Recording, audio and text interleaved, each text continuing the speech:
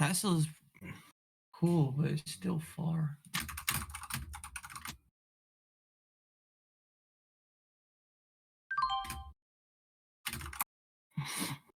You don't know.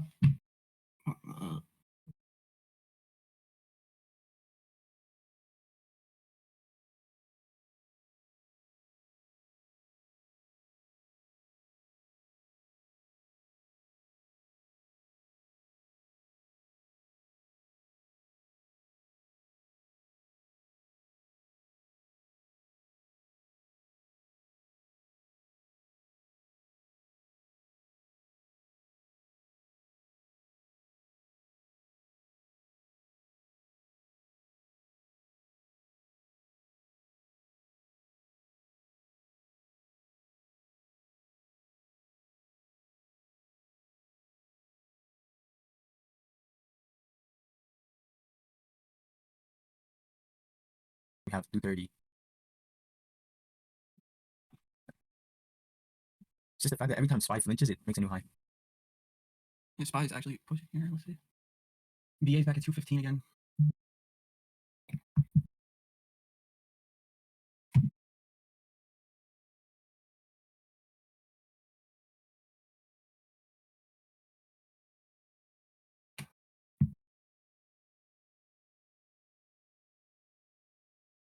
No, I don't think so.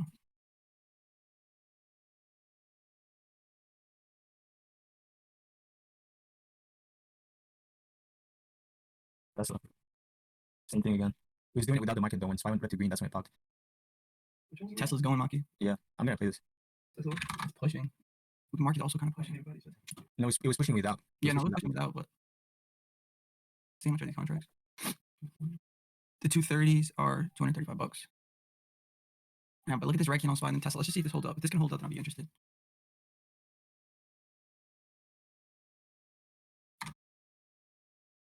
Your first level is 228 level, right? Yeah. Yeah, but we should see a big move after that. It's a nice little wall here at 228. There it goes.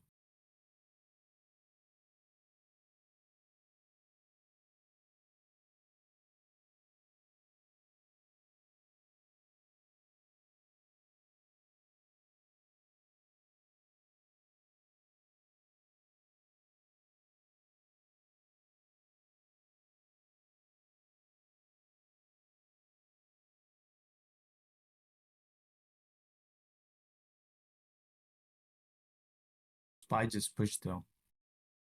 Yeah, SPY did just push. Let's see what Tesla's about here. If this is gonna move by itself, it didn't push right there with SPY, but it didn't drop with SPY either when just like a couple minutes ago. So as long as this doesn't flip red when SPY comes back down here, then Tesla's on its own. For me, I just want to see this push without SPY here. Probably that 229 level as long as I get that momentum push and volume. It's doing its own thing.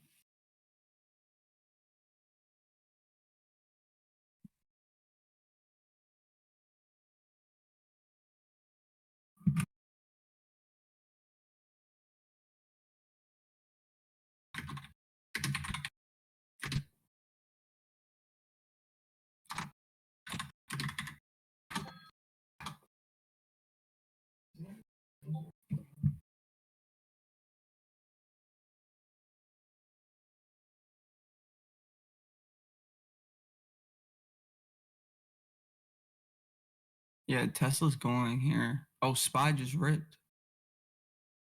Are you looking at SPY upside? Weren't you looking at that? Yeah, I like upside, but I like Tesla more. Yeah, I get what you're saying. SPY is right at that 1 minute trying to just get above it. Just broke. Yeah. Oh, it just broke through high day. Fuck.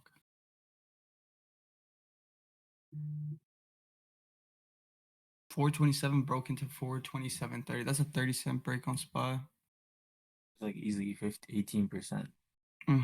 We'll see what happens here with Tesla. I just want to see if this gets affected on any red trade.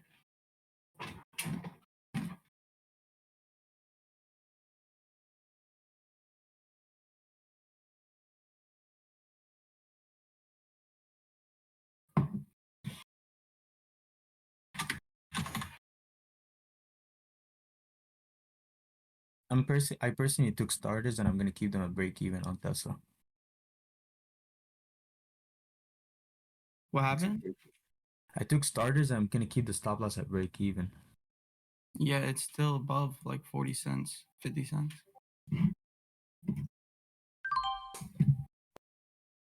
What's up? So these are my SPY executions on the chart. So yeah, Tesla for me, I haven't entered. let me I'm gonna close. really enter probably around 229. I just need to see momentum. All right, let me just look at that. So I was all right. Originally, I missed this downside move. I was looking for a bounce higher on this move, and then I didn't want to take it here. I felt like at this point, most of the gain that I would have had is already gone, and I didn't want to take it there for that reason. But this was a good move. This was the original move I was looking for. I just wanted to see it bounce something more like this and then drop down, because this was the liquidity area that was serving as resistance in the morning. So if we came back, retested, and rejected there, I would have wanted to get in somewhere around here. So let's say we come in here and then we reject. That is where I would be looking to enter, somewhere in this range. So realistically, somewhere like that, looking for low of day target. So there, oops. So here, and then anything after that is just extra. But momentum was clearly good on that. This was a good play. It was just my plan for this was a bounce higher and then a reject and then get in on the reject. I wasn't really looking for a breakout or a breakdown scalp or anything like that. I just, yeah, that's just what I was looking for personally. But then to the upside, so the reason you see gap here, TOS was lagging for some reason. I was using these charts on the TradingView app. Yeah, you guys can see.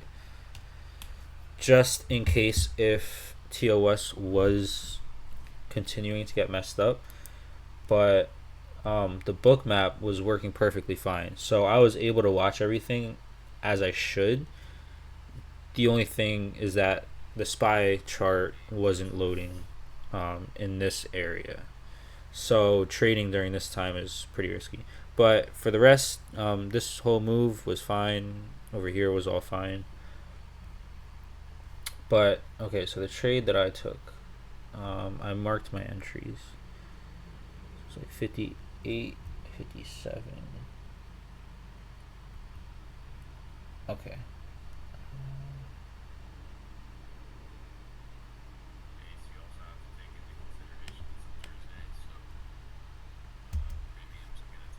Okay, so here we are on the BookMap. Honestly, let me just do this. Maybe help. Bruh.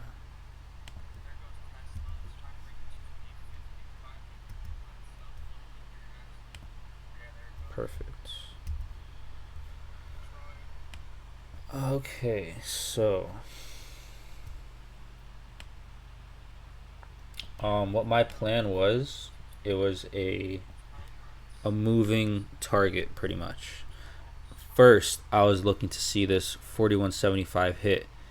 Depending on how it hits, I will make my decision from there. Or first off, okay, so I got in around here. My stop loss was here. 209, 429. Bro, what am I saying? 42.69.50. I don't know what's happening with the chart. So okay, this one order wicked right at my stop loss, so I didn't get stopped out, which was beautiful. I was ready to stop out, and my stop loss would have been very tight, which is good. And I was looking for a much bigger move, so I was expecting a slower move. I wasn't expecting a straight shoot up. I got in on a pullback.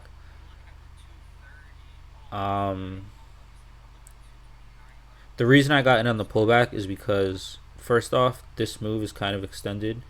We pulled back to a good area, so this area I wanted to see hold. If we broke, I'm out. If we hold and then push, then I'm in with a good average. So my risk to reward on this was very good. The only thing is that when you buy on a pullback, momentum isn't really the greatest, so it's more of a longer hold. But that's what you're signing up for on some of these plays. So I'll show you what I was looking at. So before we break out, you can see this 42.75. This is resistance. That's where we rejected before making that low of day move. At this point, I want to see it bounce somewhere up here and then reject, but it just rejected early, which I guess is good for downside, but it's not good for finding a reject entry. But regardless, I was watching to see where we would bounce. So we put in a lower low, but barely, and then a very aggressive move up, and then filled this liquidity. I like to see that get filled, but since I didn't have an entry yet, I wanted to see it kind of reject and hold a good area. So I got in during this hold. And then my target is this 42.75. If we come into it very aggressively and push right through, my next target is going to be high of day. That's the next liquidity area. So I was going to scale out there and then see what we do after that. But after that, we had room to 42.80, which I don't think we hit. So I will skirt. Okay, so this was basically the breakout. Let me zoom in. Okay. So we set up some liquidity at 42.74, which isn't the best thing. Where's this 74?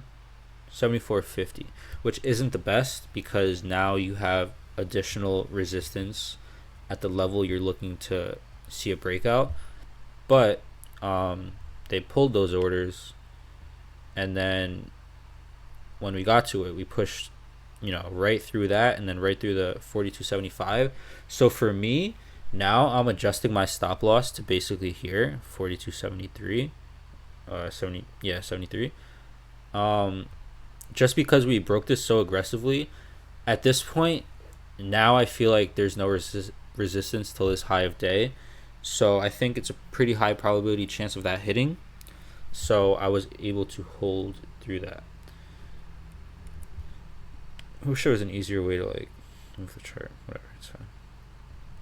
So right here, before we break out, look at all of this liquidity getting built right above my stop loss. So that's perfect. That's exactly what you want to see when you're looking at a breakout. You want to see buyers stepping in when sellers are just holding that same level. So even before that, you see all these orders, they jump in, they're serving that support right there before the resistance breakout. We break right through. I think when we hesitated for a second is when I sold one.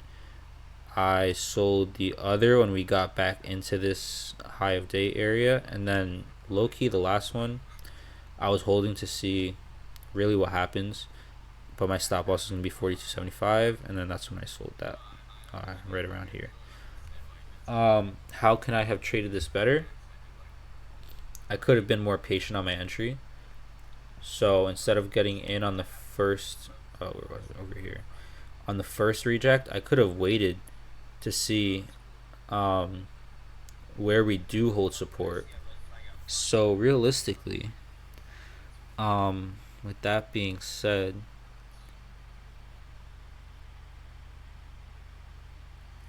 I don't know if honestly I would have had a better entry price wise.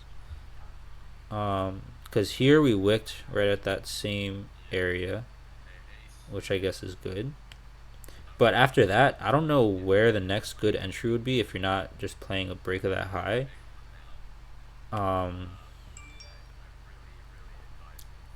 Yeah, but my plan was just get in on a dip buy, and then stop loss is this. So that's a very tight stop for a very big profit target. So okay, I got in when ES was like 42.70 and 50 cents. My stop loss was $1, and then my profit target was 42.78. Jesus, so that's like almost that's an $8 profit target for a $1 risk, which that's really good actually. I didn't even think about it that way. 42.80. Well, all right. My first actual profit target was 42.75. Want to see how it reacted. Then the next one was high day, so 42.78. But yeah, low key that is a very good risk reward. I didn't even think about it that way. But yeah, that is this SPY trade. So what happened after this? We consolidate for a long time, and then we break 42.80. But this is what you don't want to see on a breakout. Well, honestly, it was one order that got filled right at 42.80 and no continuation. So look at this breakout versus 42.75. You see how we break and then continue breaking right away, no hesitation. Even though we did come back, we held this level. So pretty much what this break tells you is that buyers are very interested in this area.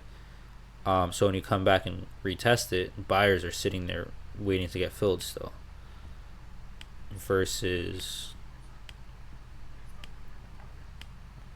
I know this probably looks crazy for people who don't know what BookMap is, but